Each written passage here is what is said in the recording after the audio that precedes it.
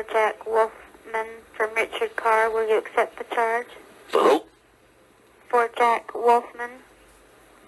Jack Wolfman? Yes. This is Wolfman Jack, baby. You understand? Will you accept the charges on a call from Richard Carr? Richard who? Carr. Could you pronounce the last name for me? It's Carr. K-A-R-R. Like an automobile? Yeah. Huh? Yeah.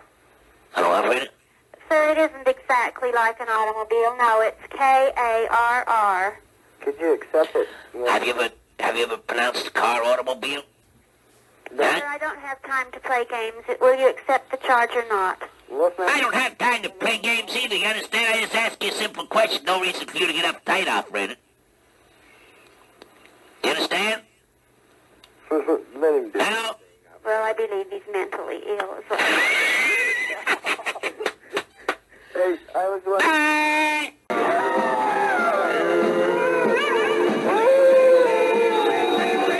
Anti-Afro Svengalis, shout out to Wolfman Jack, rest in peace. Talk about a true talent, the ingenuity, the originality, everything that he did. He kept coming up with all these ideas. And Wolfman Jack was a working man. He was always working. That's what we're supposed to be doing. We are supposed to be working and taking care of ourselves and those who depend on us. We're not supposed to be a burden to others and expecting everybody to rescue us. And before I go on, it's the holiday season. People feel more desperate.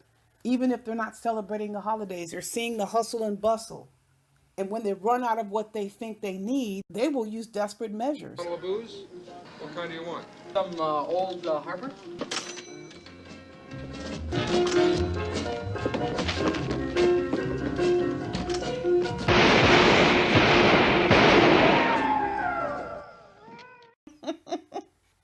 I had to put that in. American Graffiti, one of the greatest movies of all time. I suggest you rent it. The music is the best. But significance is you have a teenager here engaging an adult to get him some liquor, and the adult ends up robbing the store to get him the liquor. The message I want to put through, very loud and clear, is about the use of alcohol. And I'm going to talk about this briefly before I get on to the main commentary. So when you have like a liquor dependency and you run out of liquor, it gets tempting to do things you shouldn't do. Or you're desperate for a certain type of liquor, but you don't have the money. Say your girlfriend didn't get her check in yet, or maybe you guys are fighting and you are desperate to get the liquor that you want and you can't get it. I would not recommend this. Don't go on any liquor store robberies if you're out of liquor. Try to see if you can enroll in a substance abuse dependency treatment program. A lot of them are free, a lot cheaper than the liquor that these subjects insist upon buying and fermenting their organs. And they're up here talking about all you old folks. Let me tell you something.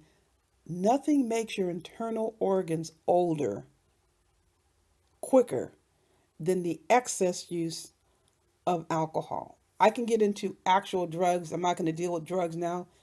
I'm focusing on alcohol, especially if you start consuming alcohol in excess at an early age, your teens, your 20s.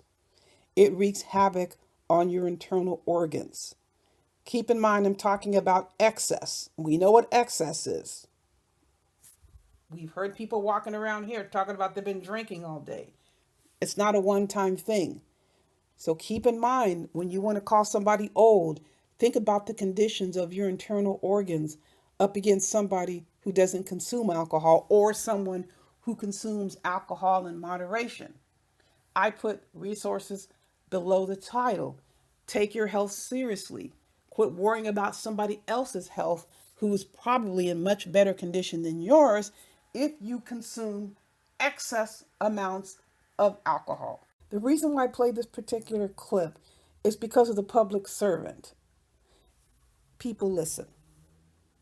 You're supposed to be professional, even when people try you. But when you lose it, because you lost it. This is a public servant calling someone mentally ill. But we've seen this before, haven't we? When they're unable to control the situation, they start leveling insults. And what you have to keep in mind, the vast majority of the time when you have these subjects hurling these insults at you, they always seem to be talking about their own issues. This person, I don't know this person, this public servant, this operator, I don't know her personally, but I will say, based on experience, out of all the things she could have said, she said he's mentally ill. Now, we've seen this. People will put all kinds of labels on others, but I'm here to talk about the reason they do that. Their whole purpose, their whole goal is the shame, the humiliation, the isolation of what they don't know, like the operator didn't know. Wolfman Jack didn't need this operator to do what he needs to do. That's why he had the reaction. That's why he had the reaction that he did. And when he was going off on her, that's a shtick, people. Come on. It's just, he was just, come on. She didn't have the name correct. Of course, he was messing with her, but where she went with it is ridiculous. Just like we see around here. These subjects try so hard to wield these tactics of shame, humiliation, and isolation. And in every single circumstance, it has backfired because it is their reality. You can't impose somebody else's reality and then try to make you feel bad like they're feeling. Now, when it comes to these quote mental health issues, the issue is how well is it being managed? That's the question. It's not whether someone has issues. It's always about, is it properly managed? If it's properly managed, you wouldn't be seeing the things that you see with some subjects. If an issue, whether it's emotional, mental health, physical, because physical issues, physical disabilities can cause people to have mood issues. So the issue is whether or not the condition is well managed. So let me get back to what I said a second ago about it backfiring. How many times have you heard these scenarios brought up about me, about Rev G, about our friends and supporters, the most outrageous cockamamie schemes that are brought up, and they are pushed and pushed and pushed, and it always backfires on those who are trying so hard to convince you to accept their version of you. Keep in mind, when you're talking about isolation, shame, and humiliation, that is a way that people are typically brought up. When I say typically brought up, those that try to use those tactics. How else would you acquire? Because this is the very earliest age in life where you have a discipline style, for example, that focuses exclusively on making you feel bad by calling you names, telling you you won't amount to anything, criticizing your looks. Now, this is at a very early age, questioning your sexual orientation.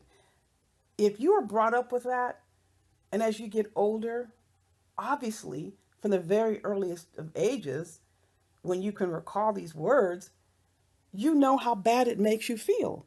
Now, if something made you feel so horrible and it's not resolved in any way, shape, or form, you want to make other people feel like you felt. So here you come with this shock type of approach, trying to see how hard a blow you can land by speaking about somebody in the most personal way you can think of, although you don't know anything about the person.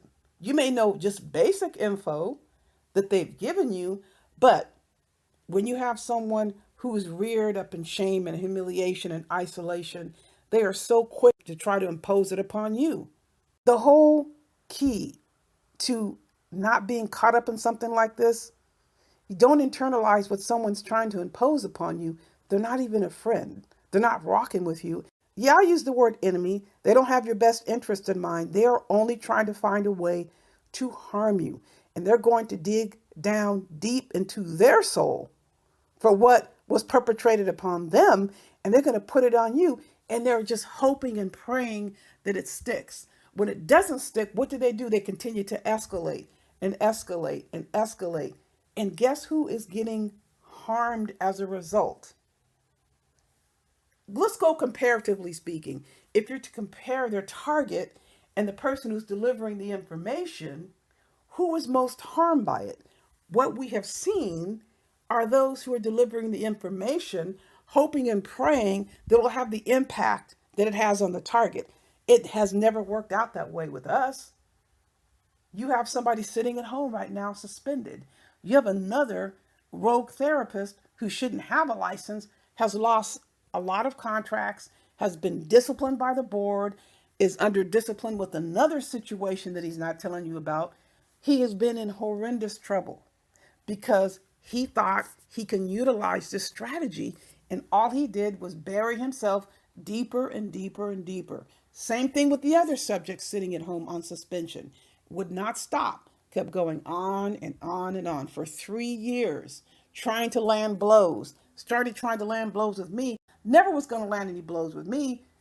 You knocked yourself out. That's what ended up happening.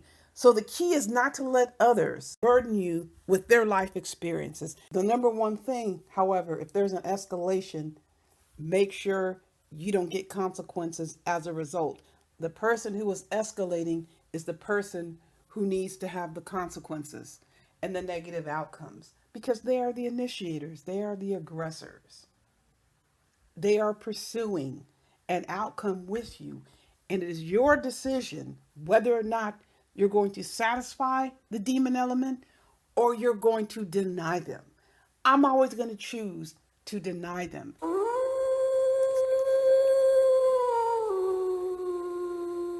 You know I have more coming your way. In the meantime, you know the drill. Buyer beware.